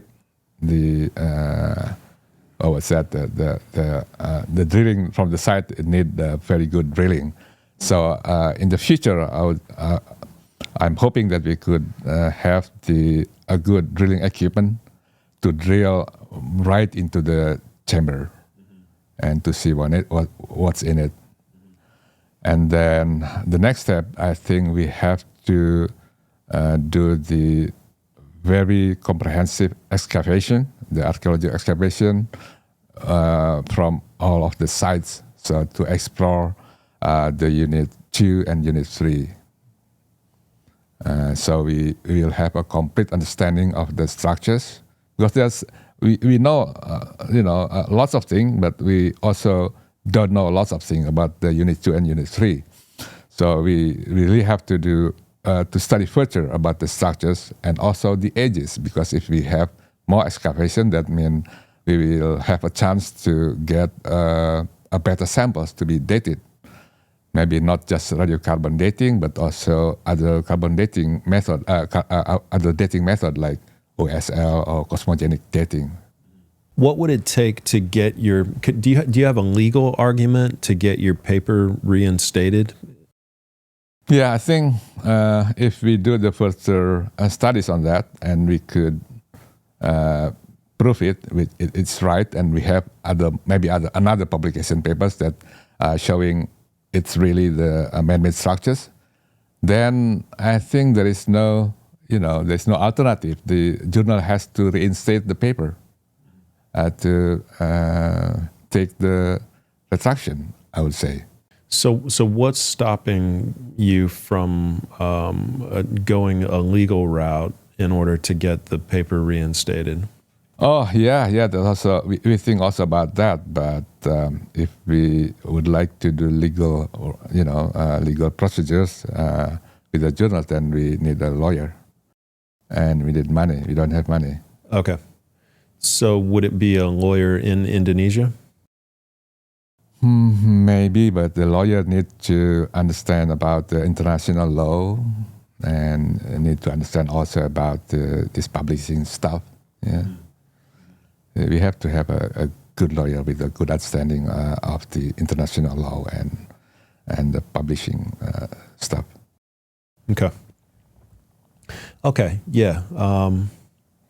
I'm interested in that and attempting to get the paper reinstated. So maybe we talk offline a little bit and see if there's a way to connect and to help kind of push this forward a little bit. Either through maybe that's an option through legal action to get your paper reinstated, but I think there's some opportunities with the funding for the drilling itself into that chamber and funding for that potentially. It sounds like you need some help with that. It sounds like. Thank you. Well, I'm not committing to anything yet, but I thank mean, you for but it's intriguing. kind and attention. I'd like to understand what it would really take to get the ball moved forward on this project. So those are two areas that could help. And then I feel like that artifact and any other artifacts that you guys have, that dagger looking artifact. Stone. Yeah, testing that and that would be something that I would be interested in doing as well, and as kind of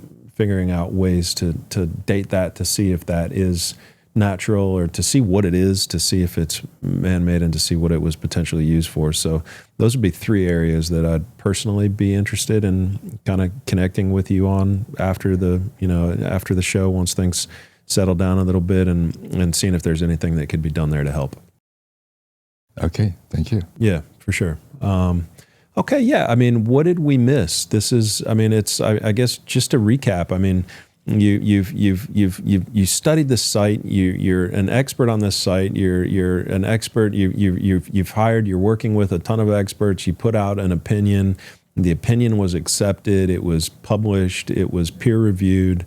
And then you've got a couple of unnamed people who are not experts, who are claiming to be experts, saying that you're wrong, and without doing any work, without understanding anything about the site or your work, they're just telling you you're wrong. They're getting your work, they got it retracted, and now you're sitting here like, what's going on, guys? I just put a lot of my life, energy, and work into getting this thing done. So that's kind of where we're at, right? Yeah, after the field survey stopped in 2014, and it took me 10 years to publish this paper. And during that 10 years period, I feel like I have a responsibility to publish that. I mean, lots of people asking, where is the publication? And I'm like, oh my God, I haven't got a time. I haven't been able to publish it. It's just like my burden, So when we finally can publish it, it's like, oh, this is it. I have done my responsibility, and now it's finished, done. So that's what I feel. But then this attraction come, and oh my God, So that's what I feel. But that's maybe it's make this case has become more interesting, more challenging, and I wouldn't stop. I wouldn't. I will always fight. Yeah. Good. Yeah. Good. Well, good. Yeah, it's a fascinating story. I really appreciate and admire your work and everything that you've done and your ability. I know that you'll continue to push it forward. I'd like to help if possible. If there's ways that we can collaborate that I can kind of help you push the ball forward, I'd like to do that. I guess maybe my last question is one of my last questions is the Indonesia, the tsunami that occurred. What were you doing at the time, and what was it like in Indonesia when that happened? Yeah, that's one of the very important part in my life, in my career. So I've been doing my PhD study at Caltech from 1997 to 2003. So I come back to Indonesia in 2003, August 2003. So 3 months before that, 2004. So I finished my PhD in 2003 December, but I come back home to Indonesia in 2004 August, 3 months before the tsunami in Aceh occurred. So in 2003 and also after I come to Indonesia in 2004, I'm doing a lot of public education, public education. So I make lots of pamphlets, make lots of public speech about the danger of the earthquake and tsunami in West Sumatra. And in December, from December 11 to December 20, there's a big meeting in the geoscience in San Francisco. It's called the American Geophysical Union Fall Meeting.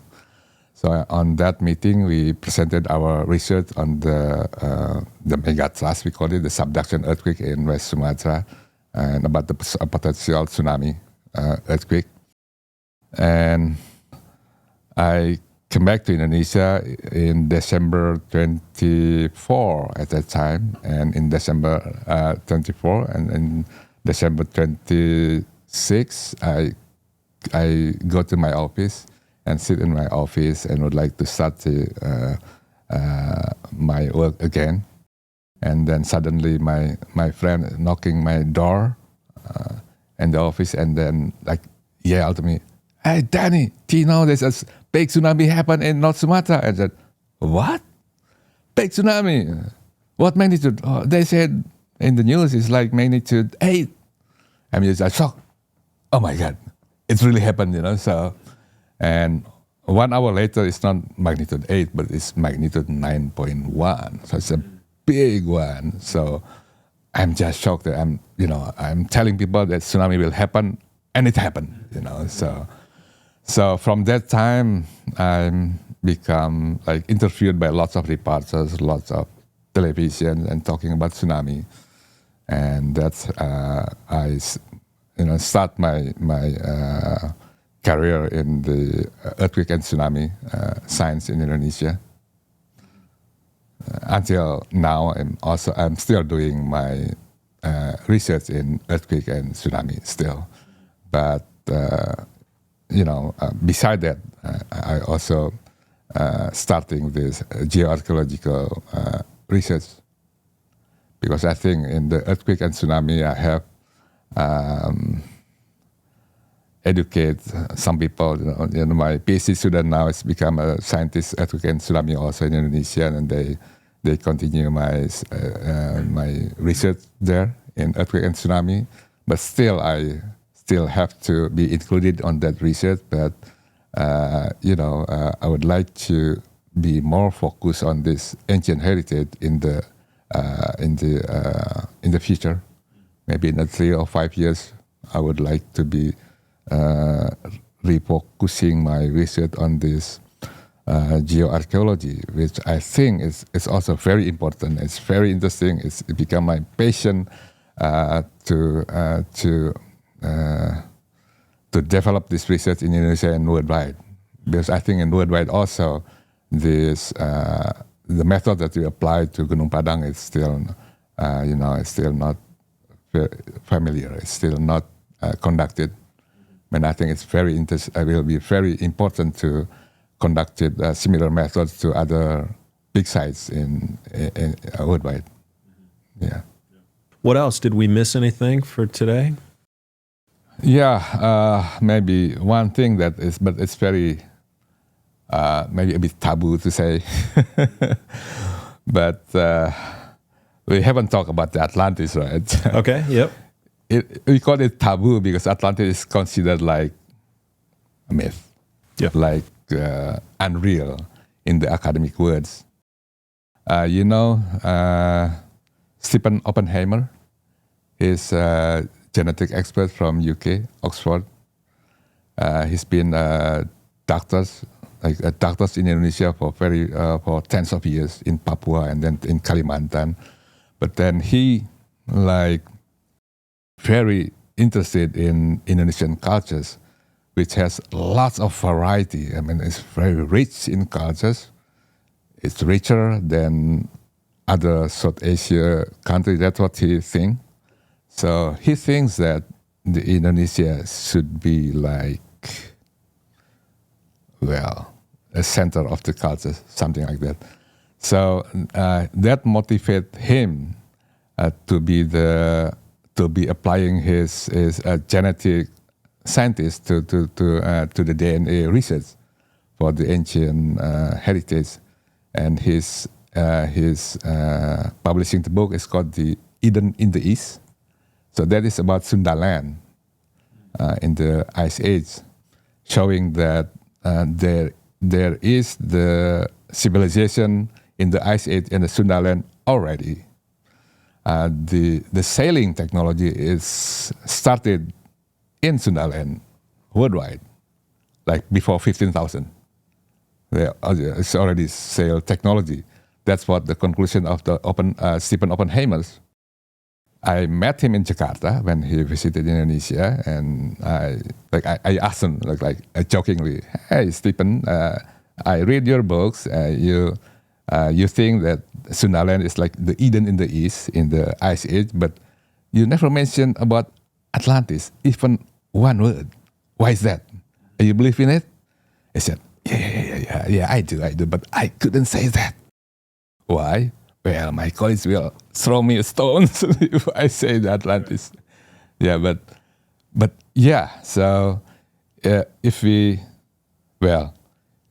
assume that Plato tell about the real story about Atlantis, he described very detailed about the geographic, about the geologic, about the cultures of the Atlantis people.